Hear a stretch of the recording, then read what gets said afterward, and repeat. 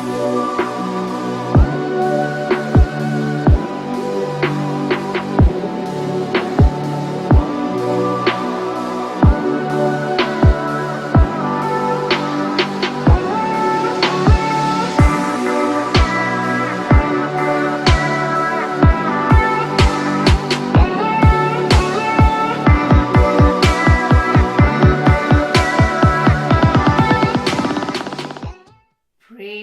the Lord. जय मसीह की. Welcome to Walking on Water Wednesdays. मेरा नाम है अंजलि नाथ. आइए हम मिलकर परमेश्वर पर निर्भर होना सीखें. आज हम अपनी गलातियों की पत्री की स्टडी को कंटिन्यू करेंगे. आज हम चैप्टर 4 उसकी वर्स 25 एंड 26 को देखेंगे. आइए हम रिकैप करते हैं. हमने चैप्टर 4 में देखा कैसे पॉलुस इस टॉपिक के विषय बातचीत कर रहे हैं, चाइल्डहुड एंड पेरेंटिंग. सो वो कहीं बार बच्चों के विषय में बातचीत करते हैं, कभी वो माँ बाप के विषय में बातचीत करते हैं. वो कहते हैं कैसे अब हम दास और दासी ना रह के परमेश्वर के पुत्र और पुत्री बन गए हैं, कैसे अब हमें दासत्व में रहने की जरूरत नहीं है, अब हम स्वतंत्र रीति से जैसे यीशु मसीह अपने बाप को, अपने पिता को हे अब्बा हे पिता कह के पुकारते थे, हम भी पुकार सकते हैं. वो कहते हैं कि इन खतना पार्टी की बातों में मत आओ. वो एक हाइब्रिड रिलीजन क्रिएट करने की कोशिश कर रहे हैं. वो यीशु मसीह के उद्धार के काम के साथ साथ रिचुअल्स को भी ऐड करने की कोशिश कर रहे हैं. वो कह रहे हैं, वो चाहते हैं कि तुम मुझसे नफरत करो, पर ऐसा नहीं है. मैं तो जच्चाओं की सी पीड़ा उठा के तुम्हारे अंदर मसीह का स्वरूप क्रिएट करना चाहता हूँ. तुम मुझी से नफरत कर रहे हो. मैं जो तुम्हारे लिए सुसमाचार लाया, मैंने जो तुमने जो मुझे एक्सेप्ट किया मेरी दुर्बलता में, तुम आज मुझसे नफरत कर रहे हो इन लोगों की वजह से. और जब वो इसी टॉपिक के अंदर बातचीत करते हैं, आई एम सॉरी, वो एलेगोरिकली अब हाजरा और सेरा की कहानी को इंट्रोड्यूस कर रहे हैं. Excuse me. वो कहते हैं हम सिर्फ अब्राहम के पुत्र और पुत्री नहीं हैं, उनकी जनरेशन से नहीं आए हैं, पर हम सेरा के जनरेशन से आए हैं. एंड वो कहते हैं कि कैसे सेरा विश्वास को दर्शाती है, ग्रेस को दर्शाती है, प्रॉमिस को दर्शाती है, स्वतंत्रता को दर्शाती है, और हाजरा दासत्व को, स्लेवरी को दर्शाती है, व्यवस्था को, खामों को दर्शाती है. हमने देखा कैसे ये दो महिलाएं, दो बादशाहें हैं. हाजरा की कहानी हमने उत्पत्ति 16 में देखी. हमने देखा कैसे इश्माइल क्लियरली बाइबल दिखाती है कि शरीर के अनुसार उत्पन्न हुए, पर कैसे परमेश्वर इसहाक को प्रॉमिस के थ्रू भेजते हैं. और जब हम इसहाक के विषय सोच ही रहते हैं, तो परमेश्वर ने एक प्रॉमिस पुराने नियम में किया था कि वो यीशु मसीह को भेजेंगे. एंड उन्होंने वो प्रॉमिस पूरा किया.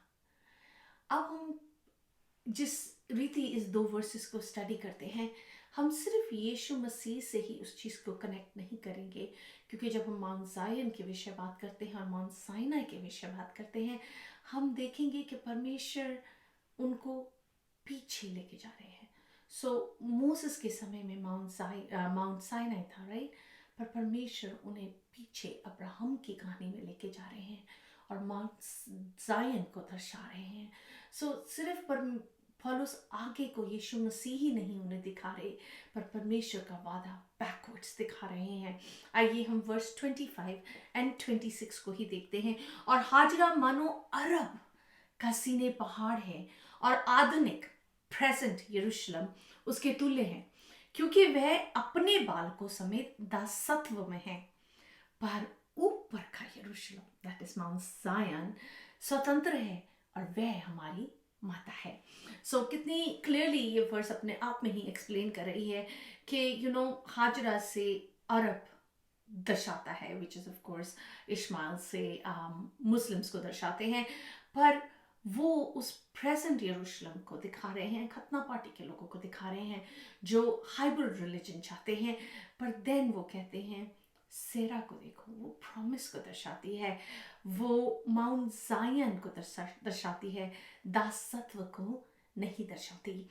सो जब हम इन दो माउंटेन्स के विषय बातचीत करते हैं कि क्योंकि अब्राहम के पास अब इश्माइल था, परमेश्वर ने इसहाक का प्रॉमिस कैंसिल नहीं किया. God still lived up to his promise.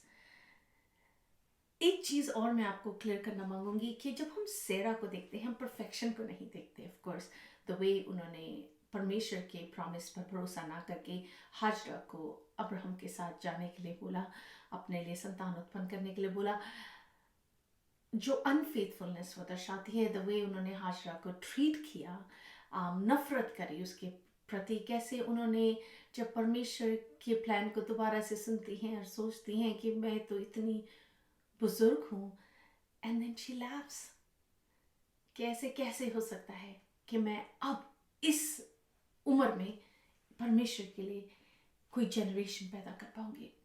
So in spite of everything जो सेरा की कहानी में हमें देखने को मिलता है, पौलुस हमें फिर भी सेरा की संतान होने के लिए कह रहे हैं, क्योंकि वो परमेश्वर के वादे को दर्शाती है। Not the personality of Sarah, but the divine promise that was given to Sarah. So आइए हम इस बात को अपने मन में रखें जब हम इस स्टडी को करते हैं। Richard B. Hayes says about verse 24, the two covenants are not the old covenant at Sinai and the new covenant in Christ. Rather, the contrast is drawn between the old covenant at Sinai and the older covenant with Abraham, which turns out in Paul's rereading to find its true meaning in Christ. In Paul's scheme, the freedom and inheritance rights of the Gentile Christian communities are not novelties, but older truths that were always implicit in Isaac, in the promise to Abraham. Hindi में पढ़ूंगी कैसे Richard B hedge इस verse 24 के विषय बोलते हैं। दो वाचाएं पुराना नियम और सीने पर्वत, दो वाचाएं पुराना नियम सीने पर्वत और नया नियम नहीं है। इसके बजाय सीने पर्वत में पुराना नियम और अब्राहम के साथ उससे भी पुराना नियम के बीच एक विरोध आभास खींचा गया है। पौलुस जो मसीह में है, इसका सही अर्थ खोज रहे हैं। पौलुस की योजना में जो अन्य जाति मसीह समुदाय है, उनकी स्वतंत्रता और विरासत के अधिकार जो नवीनताएं नहीं है, बल्कि हम सब उसी सत्य में हमेशा से इसहाक में थे, क्योंकि परमेश्वर ने अब्राहम से वादा किया था और हम सब उसी वादे का पार्ट हैं जो अब्राहम और सारा से किया गया था। सो हम ऊपर वाले यरूशलेम को बिलोंग करते हैं, माउंट जायन, right? Isn't that great news? आइए देखते हैं बाइबल क्या कहती है रेवलेशंस में अबाउट माउंट जायन के विषय। हमें प्रकाशित वाक्य 21, 10 और 11वें पद में मिलता है। तब वह मुझे आत्मा में एक बड़े और ऊंचे पहाड़ पर ले गया और पवित्र नगर यरूशलेम को स्वर्ग से परमेश्वर के पास से उतरता दिखाया।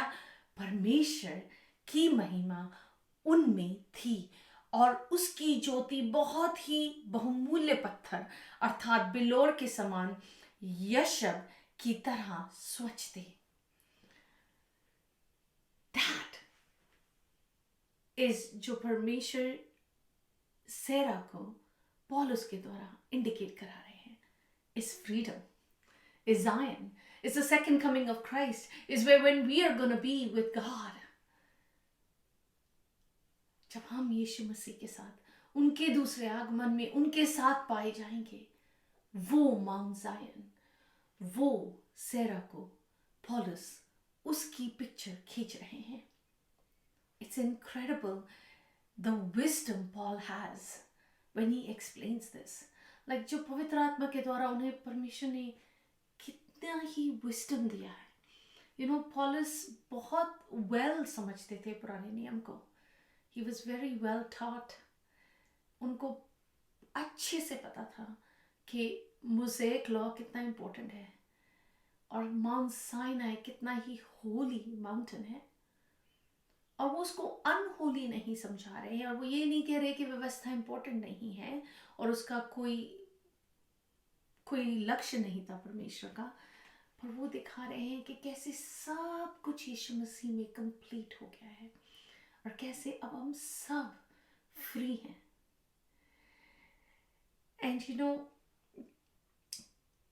माउंट साइनाई रिप्रेजेंट्स जैसे खतना पार्टी को, कैसे वो कॉन्स्टेंटली हाइब्रिड रिलीजन मेंटेन करने की कोशिश कर रहे हैं। वो कह रहे हैं खतना फिर भी कराना ज़रूरी है, एनिमल सैक्रिफाइसेस हमें फिर भी करने चाहिए, सबत के रिचुअल्स भी से फिर भी मानने चाहिए, बिकॉज जूस ने वो फॉर एवर से करे हैं।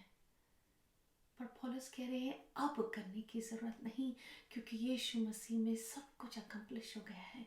And you know this whole picture of Galatians and जो पौलुस की राइटिंग्स हैं वो हमें दिखाती हैं who we are in Christ, कि मसीह ने एक्चुअली अकम्प्लिश क्या किया है, क्यों हम संडे को चर्च जाते हैं, कैसे चर्च जाना इज जस्ट अ रिहर्सल जो हम स्वर्ग में करने वाले हैं।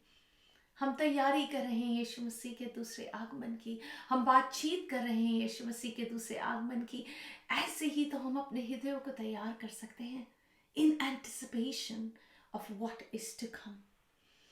एंड सचमुच इस चीज को समझना कि कितना ही फ्रीडम इस चीज में है। यू नो पुराने नियम में वाचा और खतना ऑलमोस्ट इंटरचेंजेबली सिनोनिम्स की तरह यूज किया जाता था। इतना इम्पोर्टेंट था खतना उनके लिए, ऑलमोस्ट लाइक वाचा की तरह। और ऐसा नहीं है कि पौलुस इस इम्पोर्टेंस को नहीं जानते, पर जानते हुए समझते हुए फिर कैसे वो उनके टेंशन को कंप्लीशन की तरफ फोकस करने को कह रहे हैं कि यीशु मसीह ने सब कुछ पूरा कर दिया है। आइए इस आने वाले हफ्ते में हम चैलेंज करते हैं, हम भी अपनी नजरें कंप्लीशन की चीज़ों की तरफ लगाएं, उन चीज़ों की तरफ जो हमें रियली ट्रू जॉय देती है। यू नो हम सबकी लाइफ बहुत बिजी हैं, बट क्या हम उसमें से समय निकालते हैं परमेश्वर से प्रार्थना करने का, परमेश्वर का वचन पढ़ने का, परमेश्वर से बातचीत करने का, वर्शिप करने का, little prayers throughout the day, thinking about God, who God is, what He's looking to accomplish through us?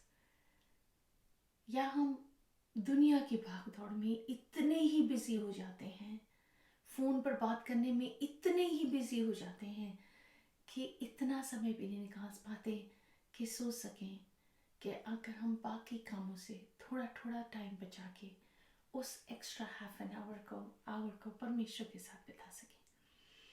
It's a challenge, because that's all the world आजकल हमें सिखा रही है कि कैसे बिजी होना is how you are important.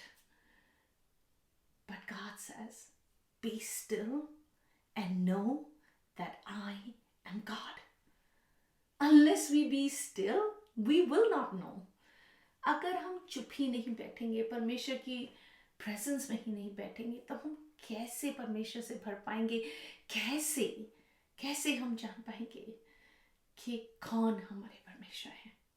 And you no हमें निरंतर उस सामर्थ्य से भरने की जरूरत है to fight the war we are in, because हम मांस और लहू से लड़ाई नहीं करते, राइट?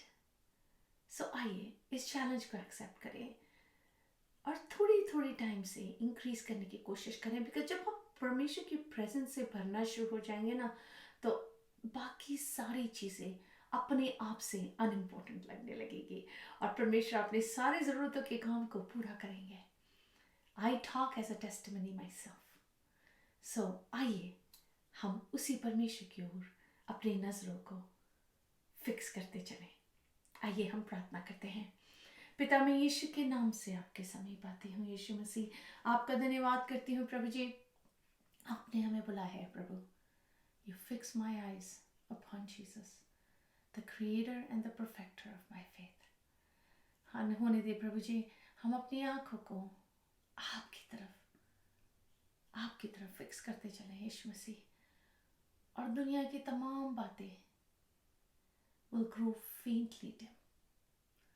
खुदावंदा, धीरे धीरे खुदावंदा, वो तमाम चीज़ें खुदावंदा जो हमें बिजी रखती हैं खुदावंदा, वो कितनी ही अनइम्पोर्टेंट होती जाती हैं प्रभु जी। और जब हम आपकी प्रेजेंस में बैठते हैं प्रभु जी, तो कितना ही और समय हम चाहते हुए प्रभु जी आपके साथ बिता पाए। पवित्र आत्मा, no one but you can accomplish this in us. So I pray, would you help your people, the Spirit of God, come. हर चीज को, हर बात को आपके हाथों में देते हुए प्रभु जी आप ही के मीठे और चराई नाम में मांगती हूँ, सुन और दया से ग्रहण करें। आमीन। God bless you. Stay blessed. Stay safe.